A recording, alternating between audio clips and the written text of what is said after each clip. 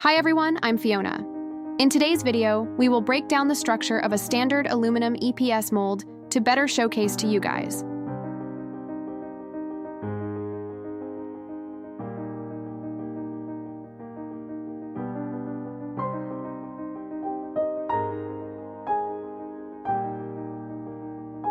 The standard EPS mold mainly consists of the following parts: mold frame, mold cavities. Mold frame 1.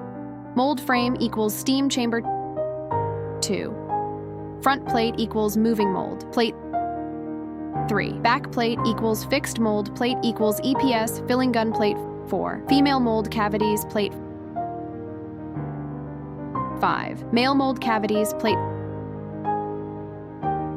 6. Steam connection port 7. Cooling water connection port 8. Drain port 9. EPS filling gun.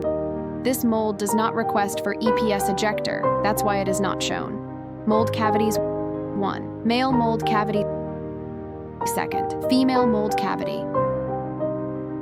Based on the customer's 3D foam product drawings and machine brand and model, as a professional EPS mold manufacturer, we can provide 3D EPS mold drawings for customer confirmation all size before production and manufacturing.